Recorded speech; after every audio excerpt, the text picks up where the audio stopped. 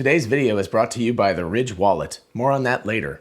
Today, I have the good fortune to have with me Veronika from Electrified Veronika, which is an amazing YouTube channel. Definitely check out the link in the description. I will leave it there right at the top so you can easily grab it. Anyway, today we're going to talk about all things batteries. So stick around and we'll have some fun.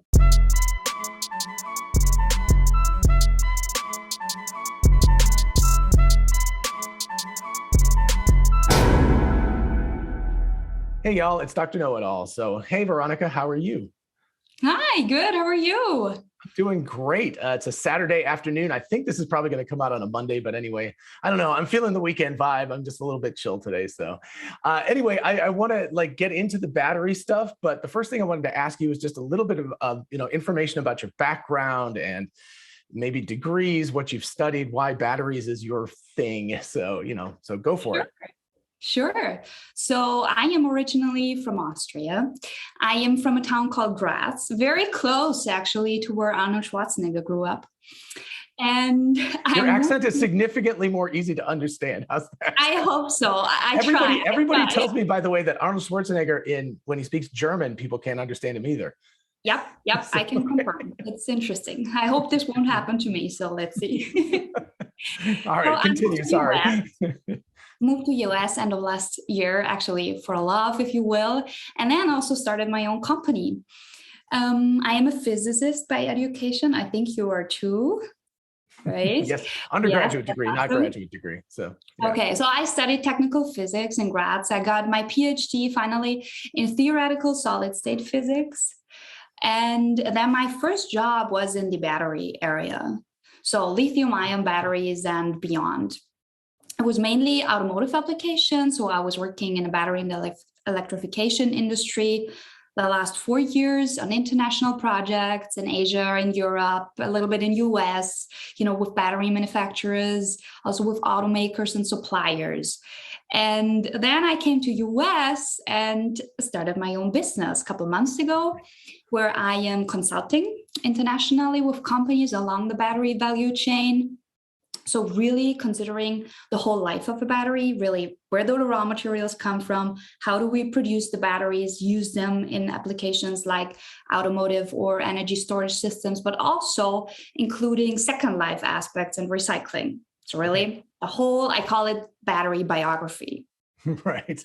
Yes, I noticed that from one of your videos. I thought that was really cool. And actually, I didn't realize that you were into the whole recycling, upcycling, all of that kind of stuff. So I don't know if you feel like talking about that. I have a list of questions, but I'm absolutely fascinated by the future. Here I am jumping ahead and just skipping the questions already. But the idea that eventually our mining is going to be essentially like these things, right? That we'll be mining the devices that we already have for the materials for the most part. So that's a really interesting aspect of all of this.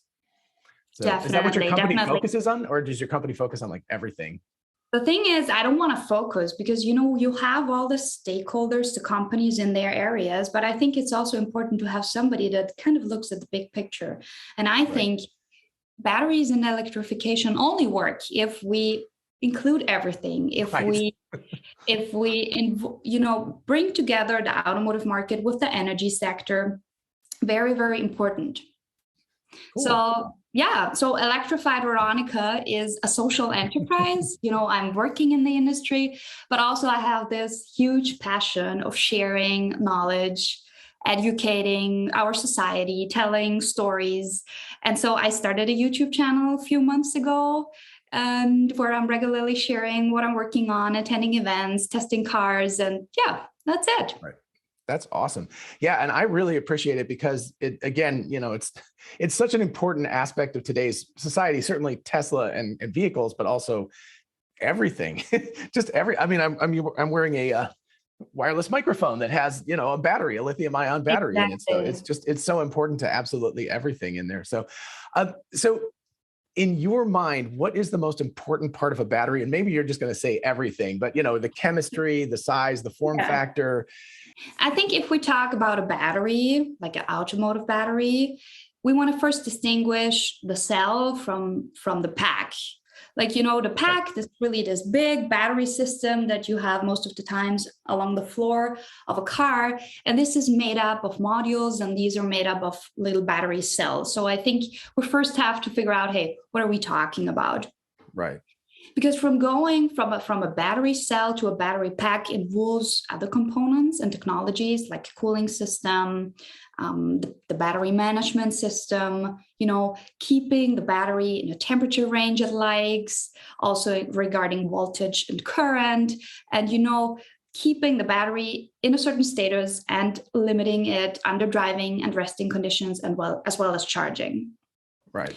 So, and I imagine that car batteries in particular are, number one, there's just so many of them, but also they're operating under most devices that you get, like your laptop or your phone, says only operated up to maybe 40 degrees centigrade or something.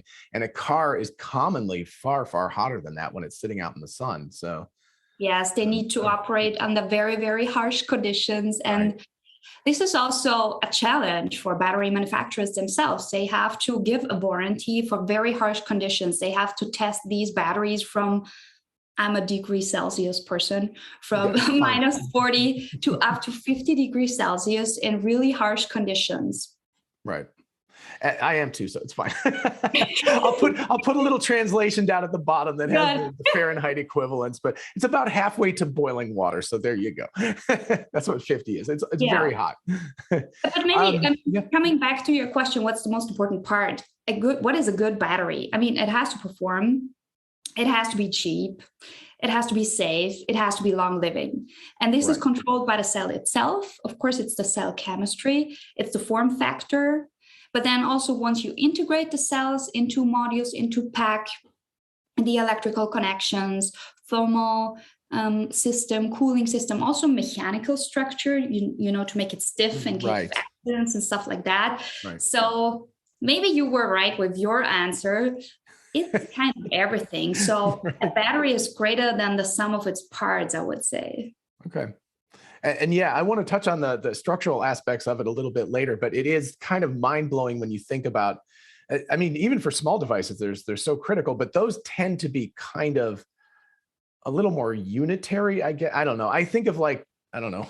Let's see if I can find them in here. Oh yeah, here's some nice little AAA batteries. But I think of them like this, and in a phone or a laptop, maybe you're talking about a pouch cell that could be like this big or this big. So it's still relatively contained and you can sort of imagine it. But automobiles, when you look at the skateboard and you realize how big those battery packs or the battery structures are, it's kind of amazing. It's thousands of those cells inside of them. And then, like you said, it's the cooling system, the management system, all the voltage, all the wiring that has to connect them all together so that they can operate.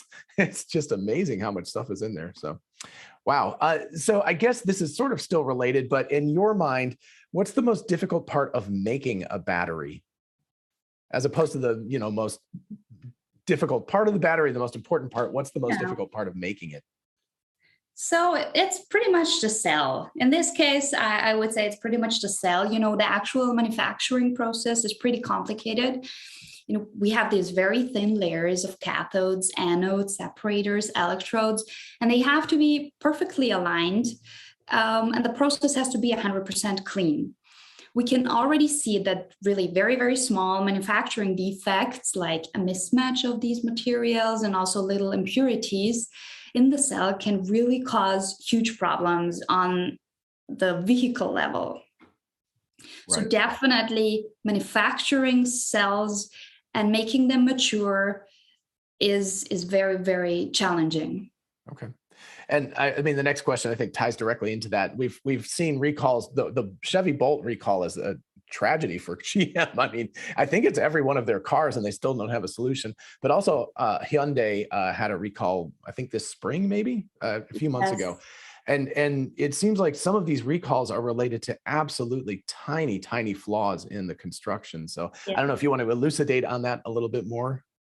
I would like to do that. And it's funny because the very first YouTube video I made in March was about the Hyundai recall. So it's about why do batteries catch fire and how can we avoid recalls like that? So in fact, Hyundai is probably still recalling 82,000 electric vehicles because of the a risk of the battery spontaneously catching on fire. And so 82,000 vehicles means 22 million battery cells. And we're talking, I mean, approximately bigger than AA size, but they're approximately like that. So you're looking at 22 million of batteries, approximately that size. I do have, this is not the one that you have in. Right. Oh, they're pouch cells in there. Okay. This is the type of cell that they have. Okay. And so we're talking about 22 million battery cells here. And, you know, they have only seen 14 fires. Right. If you kind of try to calculate whatever probability or something like that, it's 0.00006% of the batteries going into what we call a thermal runaway. So it means a spontaneous internal short. So, and I think Hyundai actually really didn't know what the problem is. So they started to figuring out, hey, what happened? So the first thing that they would do is trying to update the battery management system. So trying to change the limits on like software changes in order to this not happening anymore. But they didn't resolve the problems at all. And then, of course, they went back to the battery cell manufacturer, which is LG. Right. And I can imagine that LG is saying, hey, that's not our problem. Right. So you integrated these cells and maybe you have a problem there. So really, I just want to emphasize it's very, very hard in this industry to figure out what actually trace it back and figure out what the problem is. So both of them did tests. Hyundai did it on the battery system, so pack level. LG did it on the cell level and really trying to figure out what is happening. And then finally, the conclusion right now is that it comes back to a little tiny cell manufacturing error. So an overlapping anode that would at some point connect with the cathode and lead to an internal short. But just once in a while, obviously, it's a tiny percent chance that that'll happen. Yes. Right. And similar things happen for other OEMs. So it's not only Hyundai. So yeah. Right. That's a little bit of a scary thought when you start thinking about the fact that the amount of batteries in vehicles over the next decade is going to, it's an exponential growth curve right now. So we're only going to see more of these possibilities over time. Now, of course, hopefully what will happen is that battery manufacturers will get better at this and start understanding the areas that could cause problems. One thing I remember Elon Musk tweeted out that he said that pouch cells was a bad form factor because of the thermal runaway issues. I don't know if you agree with that or not, because I guess because they're squishy and they're kind of large. So, if you have a thermal runaway in a single cylindrical cell, it can relatively well be contained. So I don't know. I don't know what your thoughts on that are. That's a perfect question too. So I do have a very strong opinion because in my job, I'm simulating thermal runaway propagation in modules. And indeed, like if you have a cell like this, and then they are all stacked and aligned in parallel, and you imagine that this cell has a problem, internal short. Right. Temperatures in this cell will very fast go up to 1,000 degrees. Now, if you have cells next to each other, the thermal propagation through this module will happen.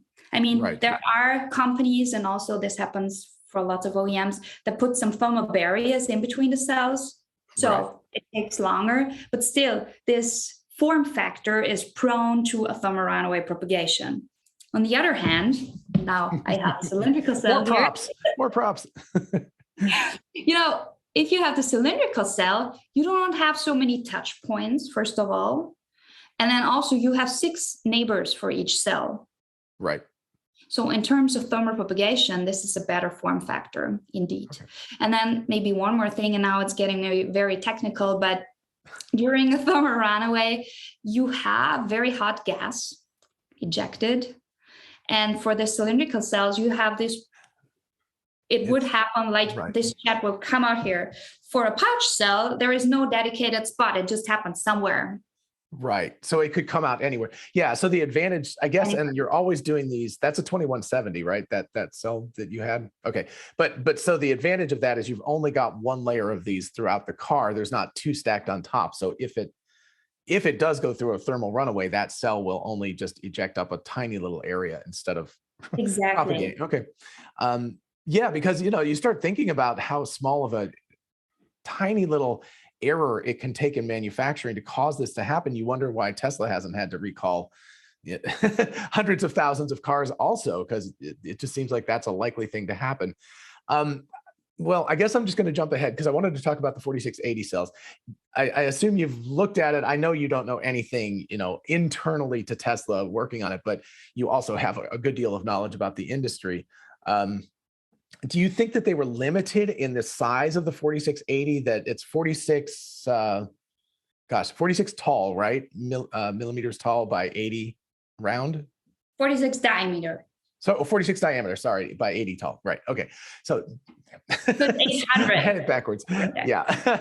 But anyway, are they limited in that if they made the cell, say, a substantial amount bigger than that, like double the size or something, what are the disadvantages that come with making a cylindrical cell really large? Yeah. So maybe first of all, that's now my personal opinion. Why is Elon and Tesla using cylindrical cells? I think Tesla started with 18650 cells because, all of a sudden back then, consumer electronics shifted over to these pouchy cells. And he realized that there will be a tremendous amount of 18650 and then also later 21700 battery cells available for his electric fleets. So he was just taking the excess capacity, basically. At that point, also, of course, he included design and safety and everything like that. But I think this is also like a little bit of part of the story. So he really could have available the volume that he needed for Tesla. However, we know that the heat of cylindrical cells goes out through the ends. They're somehow also attached to cooling plates, and also Tesla has cooling along so the bigger the surface area, the more heat you can actually transfer to the cooling system, and the more efficient you can and more safe you can do that. So this is actually the reason why they are moving towards wider diameters in the cells. Okay. And I know a tabless design and everything too, so more electrons basically can transmit out of the cell rapidly, or into it, depending on the charge discharge. So. And of course, then it's very challenging right now to get raw materials. Right. We're now in the situation that everybody wants to go electric or needs to go electric. The bigger OEMs finally decided to do that too. And I think there is a shortage. So clearly there's a shortage right now. We need to invest mining the right raw material. And we've seen a shift. Tesla announced moving away from 100% nickel-based NMC chemistries to iron, LFP. So he's adjusting the chemistry, which could also be a reason, that this takes a little bit longer. Right. So, and that also raises the danger point, of course, that LFPs are a totally different chemistry than nickel, cobalt, magnesium, and NMCs. Anyway, but so it seems like there's also got to be just a lot of testing that goes on when you have a new chemistry involved, that you don't have something that looks good on day one, but after a year of being utilized, suddenly breaks down on a very consistent basis and either loses, degrades rapidly or has a thermal runaway issue. Although I heard that iron-based batteries are substantially better in terms of thermal runaway characteristics. They are. The reason why they wouldn't be used from the very beginning for automotive applications is the energy density is lower. Right. Yeah. But I mean, it's absolutely right. With all the battery chemistries and all the new battery types that companies and people are trying to come up with, it's not easy, but easy to make a cell in a lab. But really scale this to something, to give warranty on something in the final application is a completely different situation. I think Elon said it takes like 5% effort to have a prototype, but it takes 95% effort to make a production version. And this is the case. And, I see lots of companies investigating better battery chemistries, types, separators, and stuff like that. And I think the step from going from a small scale, a dime in a lab, Right. to a really industrialized product is really, really hard. Okay. I actually, that was another question that I had, and that was about solid state batteries, because for years, even I, who's not a battery expert, I keep hearing solid state batteries, solid state batteries. Maybe just a really kind of high level description of why a solid state battery is different than a liquid type battery. But also just recently, Toyota's been really, touting the fact that they've got a solid state battery. They're going to take over the world with it, but that it may not be as easy as what they think it is. It's one thing to have a prototype car, which I've seen driving around, right, and videos of it. But to go from that to producing millions of cars is a big, big jump. So I don't know if you could start with just describing what a solid state versus a traditional battery is. That would be super cool too. Thanks. Yeah, sure. So if you call it a traditional lithium ion battery, you have the cathode and the anode. The lithium ions would walk between these through the separator. And then there is this liquid electrolyte, it's liquid, that enables that the lithium ions can travel. Now, if we move over to a solid state battery, then this electrolyte and separator are actually getting solid. So this is why we call them solid state batteries. And in terms of safety, a lithium ion battery that is liquid has a higher chance of catching fire because this liquid electrolyte is flammable and will catch fire. So solid state should be safer than a traditional lithium ion battery. So this is why people move towards it. And the second reason is a higher energy density. Okay. And it also charges significantly faster, right? My understanding is that you can charge it at a much higher rate than a liquid battery. Yes. Yeah. We also, again, have to be very careful. There is a lot of hype and, lots of stories and, oh my gosh, a new technology that can fast charge in 5 seconds. No, right. I'm exaggerating, but really we have to be careful, especially solid state. I've seen, as you say, I've seen this since years and years. And I am sure that lithium ion batteries, as we have them right now, will not be the solution, like the final holy grail, yeah? Right. But I'm also not so sure if this, and there are different types, if solid state will be. So there are also other battery technologies that people are looking into that actually use materials, raw materials that we have a lot from that are cheaper. So there is a lot of potential to still work on the right battery technology for really a global rollout. Hey y'all, so I'm sure I'm pretty much of a minimalist in my lifestyle and certainly the things I drive, the way I edit, if you've noticed, and also in my wallet. I am super, super pleased to be able to talk about the Ridge wallet today. This is actually a really cool version of it because I went and climbed Half Dome this summer. This is the topological map for Half Dome. So they actually have this available, plus tons and tons of other designs, materials like carbon fiber and titanium, et cetera, et cetera. Everything is military grade. It holds a huge amount and it is way, way, way smaller than my old wallet was. You can see you can put money in the back and up to 12 cards in the front. And the topological map, every single time I pull it out, it reminds me about the fact that I climbed Half Dome, which is super cool. Anyway, I absolutely love this wallet. I think it's just amazing, and I hope you do too. Also, the wallet takes up hardly any room in your pocket, and it weighs next to nothing. It's a lot less than my phone weighs. So now I've gone from a big bulky wallet to this little package that does everything I need it to. It's amazing. Check out the link in the description for a special promotion and get your Ridge wallet today. Okay, so we've talked a lot about the individual cells so far, but then you can't, drive a car on an individual cell. It's got to be a battery pack. So what other sort of levels of things have to happen before you've got something that you can drive a car with? Yes, that's a very, very important point. And unfortunately, I see most of the people talking about cell level energy density and cell level performance, but this is not what we have to look at. We really have, as you say, look at the final application, the final battery pack that will be in your car or an energy storage system.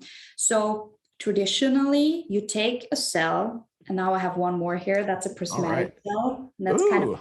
You've got all three types there, so there we go. Of course, I'm Electrified Veronika. So that's called prismatic, even though it's basically a rectangle. So. Yeah, this is a prismatic cell, and the interesting thing is, for a pouch cell, you have layers stacked on top of each other, okay?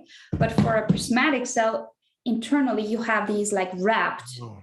That's kind of the difference. So it's like because a cylindrical cell is like one of those jelly roll, whatever. So that's basically that in a rectangular form as opposed to in the cylindrical form. Yes, and you have a very stiff can. And then this thing here would be, again, if we talk about the thermal runaway and safety, this is where the gas ejects. Okay, so that's either pointing down or up, probably down, right? So that it would eject out the bottom of the car, I guess. I don't know. Depends. Right. Different strategies here. Okay. But so you take this cell and now you make little modules, which are, so traditionally they make modules of that, which are probably like this size, oftentimes like 12 or 14 cells like this. They might have like thermal barriers in between the cells. They're connected. They have bus bars, electrical connections. And then most of the times they sit on a cooling plate. Right. So to keep them in a comfortable temperature range. Okay. And then this has a cover, plastic cover, and then this is a module. And then this goes into a pack along with, I don't know, 20, 30, 40, depending, of course, on the final battery pack size, other modules. So just to give a sense of this, for a prismatic cell, because that's a pretty big cell, how many, I mean, I know it won't be kilowatt hours, but how many decimal points of a kilowatt hour is that individual cell? Just like so that you can start, if you have a 75 kilowatt hour, battery pack, like how many of those cells does it take? I think we tested this one has 3.6 amp hours. Okay. Around, and it should be around 100% SOC right now. Right. Okay. So, I mean, so we're looking at, is it hundreds of those cells or it's like Master Monkey, I think, has 280. Okay. Right. Okay. Pouch cells, just to give you a feeling. And then for a Tesla, it would be thousands of these smaller ones. Right. Right. Yeah. Because those are obviously substantially smaller in terms of the amount. So speaking of that, I'm actually really curious about what you think about the structural elements of the new 4680 eventually when they're going to get to it. I'm not sure if the Giga Berlin factory is going to start producing those immediately or not, but when they get the 4680s, the idea is that the entire battery pack is not just these things that you stick in that you put into some other structure that gives it rigidity, but the actual batteries are the structure. So I don't know if you think that's a good idea or a bad idea. So it depends on whom you ask. So this is why I said traditionally you take the cells, put them into modules into pack, but then of course you lose energy density. Right. And now there is this trend going from cell to pack. This is what Tesla is doing with what you just mentioned. And then there is this plate battery where you also just go from the cell directly to the pack. It enormously increases your energy density. Okay. So this is really a good thing. I have talked to a recycler recently, and they have this crashing machines, so they take these huge packs, then they disassemble them into smaller things like modules, and then this goes into the machine. And this lady, she told me, oh my gosh, I'm a little bit scared because now Tesla is doing these big things and they cannot take them apart very easily, but it doesn't fit in the machine. So that's just a side story. But in terms of energy density, using this and improving the mechanical structure of the car by using the cells, I think this is really a good idea. And as far as I understand it, there's the cells and then they stack them, but then inside of that is almost like they put in a foam or something like that that's got good thermal characteristics, but also turns into basically a kind of high strength material. So so obviously if you don't have all of the other things that are associated with modules, and you don't have this external structure that you have to have it built in, you can just fit more cells basically. So you get the higher energy density because you get more of these cylinders or pouches or whatever it is into that same area. So, okay. That's really cool. I can't wait to see it happen, but we'll have to see how all of the manufacturing aspects of it go. So what do you think about Tesla's competition? We've talked a lot about them so far, but you just mentioned the Ford Mach-E, but so there's the Ford Mach-E, there's the Ford F-150 Lightning, which I know you just went to visit because I saw you standing in front of the skateboard, which was really cool looking. And of course, Volkswagen and Hyundai and lots of other companies. How are their batteries? Are they following Tesla or are they going their own routes? And, what do you think about the competition and who might give Tesla the best run for their money in terms of batteries? Yeah.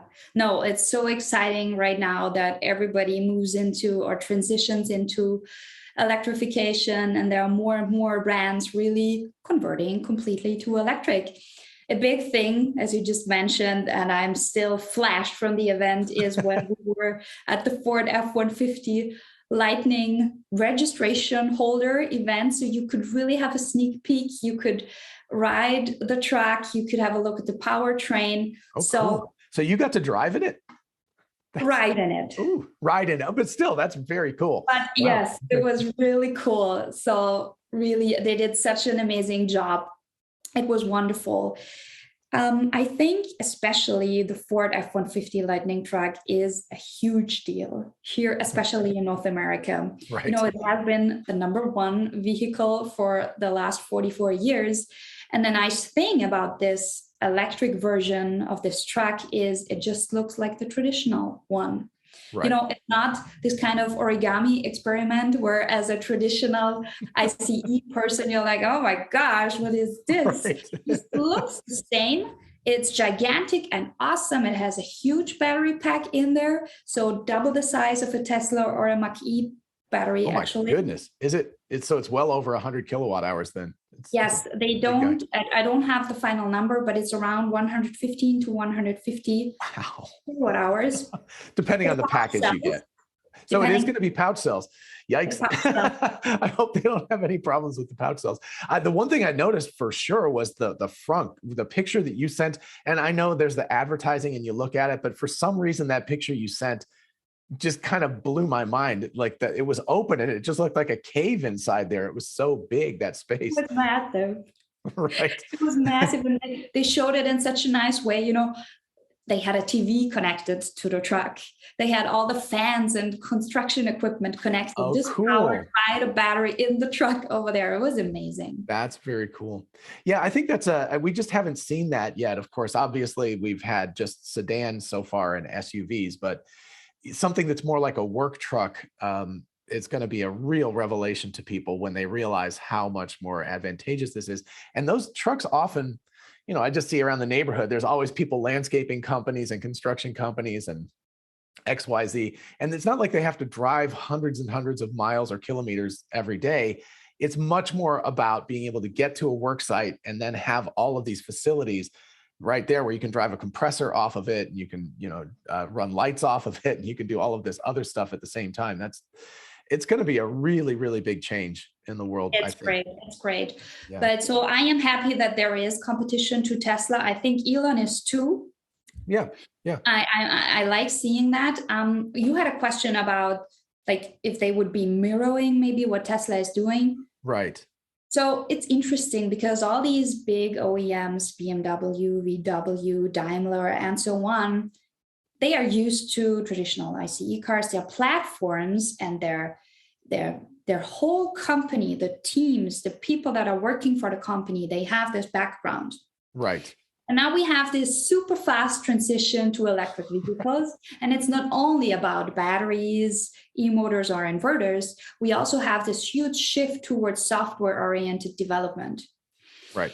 This is very hard to catch up here. You know, a huge company that is set and built like that. And now you have to educate people, get new people in with the right background, change your platforms, change from a hardware-oriented development to a software-oriented development. These are big challenges. Right.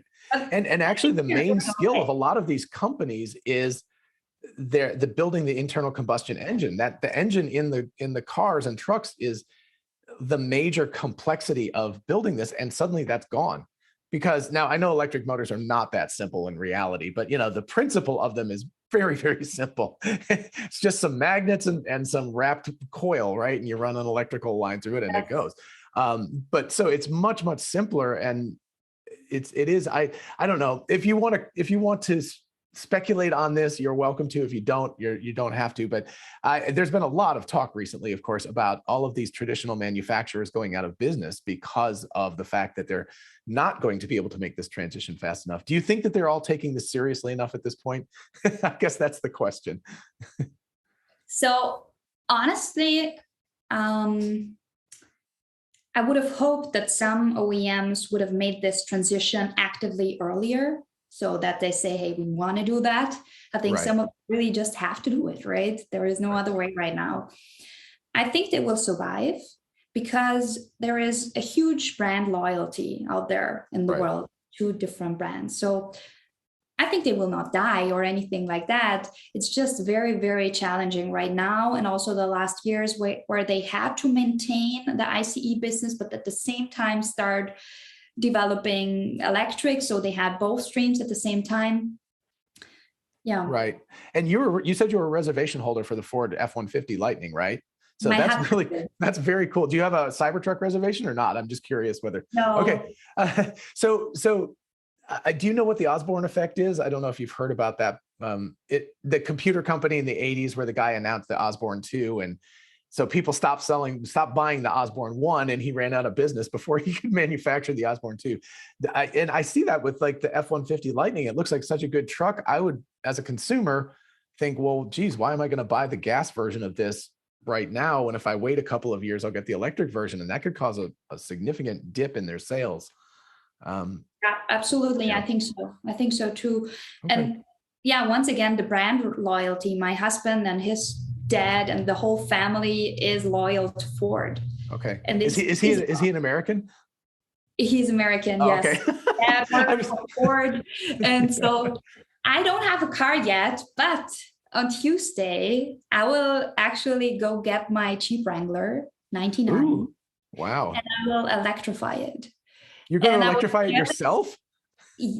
not only me, but with a Yeah, couple other people. But yeah, so we will that's do that, cool. share that on YouTube. So be ready for that. So definitely link up for that. So you're basically going to take out the engine and you're going to replace it with one electric motor, or two? Probably one. Okay.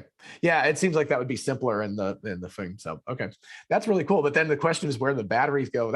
All right. I can't wait to see that myself. So we've chatted, wow, for 40 minutes already here. So I'll let you go fairly soon, but I do have a final question. I'm curious about any sort of big picture ideas about the future of batteries. And one question that's always in my mind is, when do you think that at the pack level, we're going to cross the magic $100 per kilowatt hour, thing, where effectively that makes an electric car as inexpensive as an ICE car? Yes. So prices will drop, right? We don't know exactly how and how much.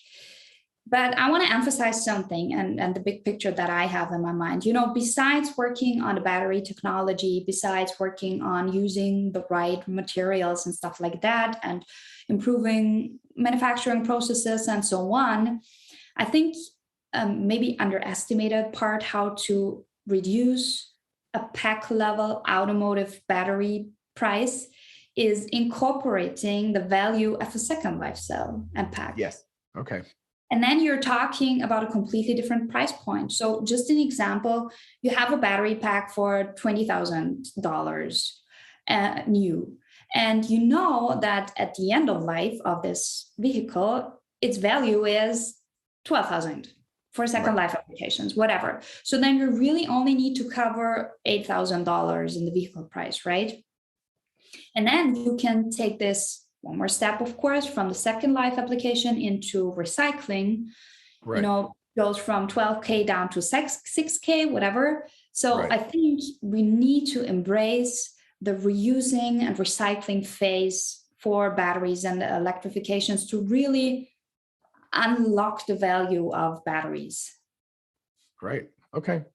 That makes a lot of sense. And I think just to clarify for people, I mean, I think I have an idea of what the second life means, but I think there's a lot of people who might not. So everybody understands first life, you make the cell and recycling, but that middle part where you talk about the second life, what could be some examples of that? Oh, yes, I love it. This is so fascinating to me that this is happening because of the battery. So you put a battery into a car and then you drive the car, and due to electrochemical reactions, the battery loses capacity. So over time, your electric range will drop, your performance will be a little bit lower. So actually, when the battery still has around 70 to 80% capacity, we say it's dead. This is the end of life of the automotive application, but it still has 70% capacity, so it still works. So the idea is taking these battery packs, module cells, and integrating them into applications, second life applications, that are not under such harsh conditions. For example, a stationary battery energy storage system. So this is one possible application for second life. And also density is not as important for that either, right? Because you don't have to worry about it fitting within a car. It can be as big as it needs to be. Okay. Yes. And maybe I want to spoil that a little bit. So for my Jeep, I will actually probably build a pack made of used batteries. Oh, cool. Wow. That's really, so it's like an ultra carbon neutral version because you're using batteries that were already built for something else. So yeah. That's very cool. All right. Wow. I'm super excited to actually go along for the ride. I am the least mechanically inclined person in the world. So I will watch and I'll go like, good for you. No, this is one reason why I want to do that is I always did simulation. In my PhD, I did quantum mechanical simulations for organic electronics. Then also when I worked in the industry, I did battery simulation. And now I really finally want to get some hands-on experience. Great. And I guess the good part is you don't have a deadline. So if it takes a whole bunch of time, exactly. Who cares? Right. It could take some years, but no problem. Wow, that's fine. I mean, it'll be a fun series. You'll just have to start one of those playlist series where you can just go through the whole process.